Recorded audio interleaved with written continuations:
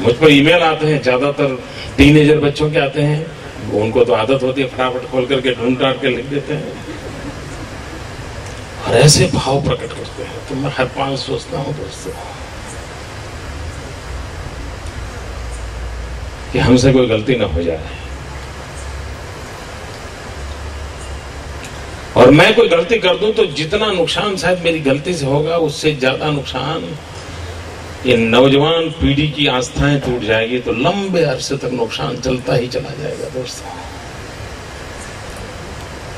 और एक बहुत जिम्मेवारी का एहसास करता हूं मैं। ख्याति और प्रतीक ने उस जिम्मेवारी को मुझे फिर से याद कराया। धन्यवाद बेटे।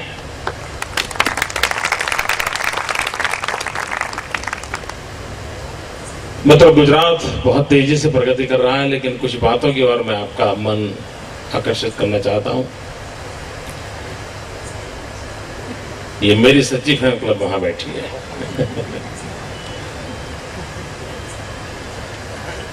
और यही लोग हैं जो मुझे तू कह करके बुलाते हैं। ये नरेंद्र मोदी आयो,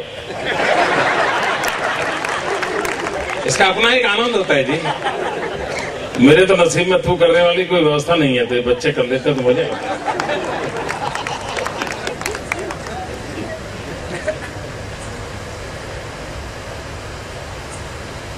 मतलब 2010 में गुजरात को 50 साल होंगे।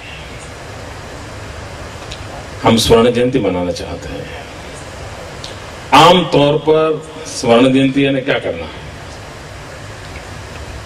जैसे एक आध दो फंक्शन कर देना, कुछ एक दो घोषणाएं कर देना, कुछ फोटो निकलवा देना, वाहवाही हो जाए, जय जयकार हो जाए।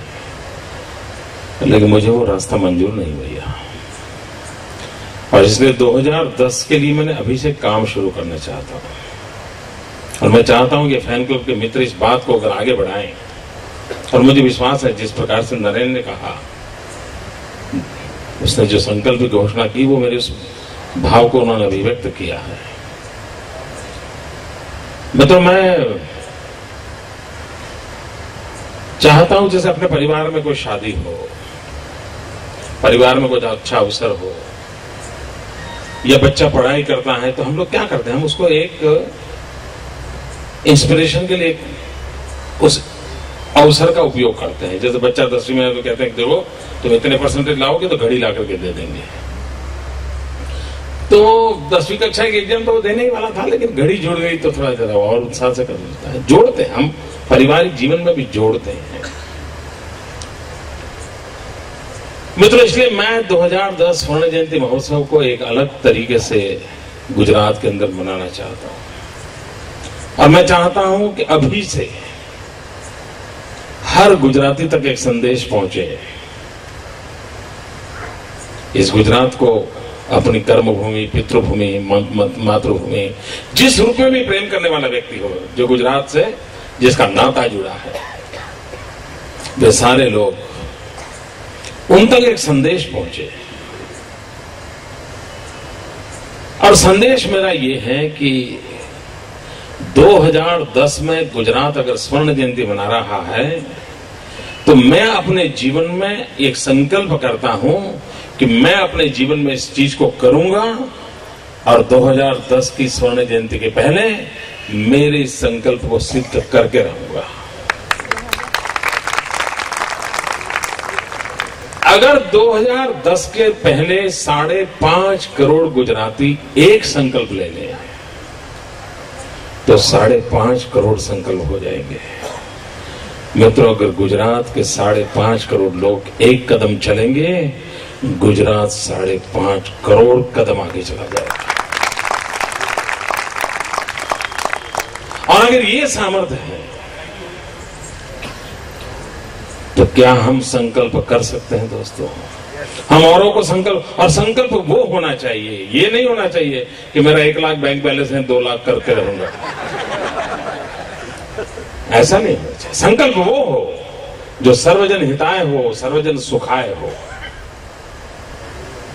किसी न किसी की भलाई के लिए हो, जिसमें आपकी भलाई भी हो। ऐसा नहीं कि बस मोदी को तो ठीक है, कुछ रोने धोने वाला है नहीं, इसलिए वो तो उपदेश देता रहेगा, हम तो परिवार वाले हैं, तो आप अपने परिवार की चिंता के साथ कीजिए, उसके साथ कीजिए।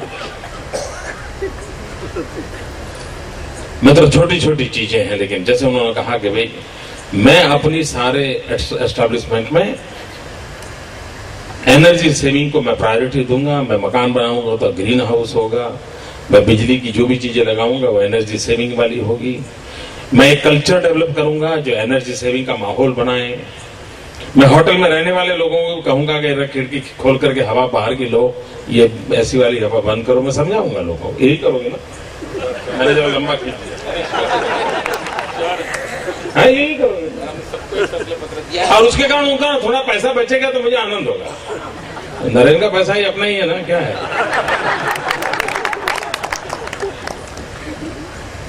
तो मित्रों,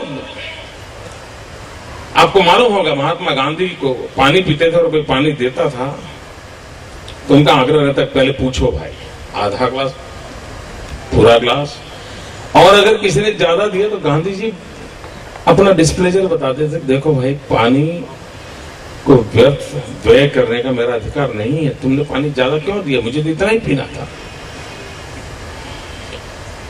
मित्रों, ये आज जब ग्लोबल वार्मिंग और क्लाइमेट चेंज और दुनिया भर की चीजें सुन रहे हैं, हमारा कोई दायित्व है क्या? मित्रों, कभी कभी मैं देख रहा हूं, आज चिंता मत करना, आज मैं नहीं देखूंगा, आज नहीं देखूंगा, लेकिन ज्यादातर भोजन में थाली में जितना परोसा जाता है कुछ न कुछ तो हम छोड़ देते हैं।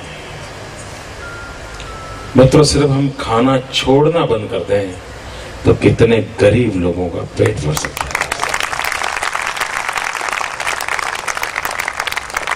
क्या ये संकल्प हम अपने पूरा परिवार नहीं ले सकता कि अब हमारे परिवार के अंदर कोई खाना छोड़ेगा नहीं? ये मैं जानता हूं कि आप घर के अंदर इस नियम बनाओगे, उसके कारण वो बाजार में चला जाएगा और किसी के घर पहुंच जाएगा, ऐसा नहीं होने वाला, लेकिन क्यूमुलेटिव इफेक्ट होने वाला है। मित्रों, अगर हम तय करें कि मैं ट्रैफिक के नियमों का पालन 100% करूंगा, आपकी जिंदगी तो सुरक्षित हो जाएगी कि नहीं? उसके साथ साथ गुजरात में ट्रैफिक पुलिस की जरूरत पड़ेगी क्या?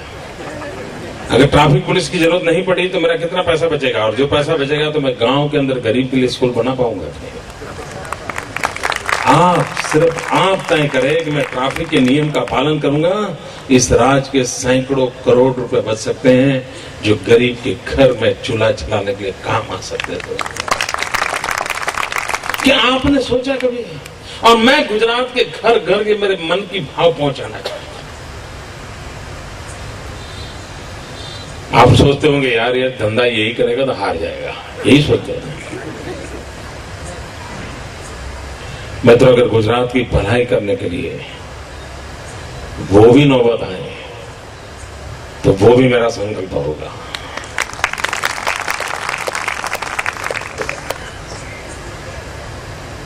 हम बहुत कुछ कर सकते हैं मित्रों, बहुत कुछ कर सकते हैं अपने निजी जीवन में, सामान्य रूप से। और आप देखना, आप दुनिया को बदल सकते हैं।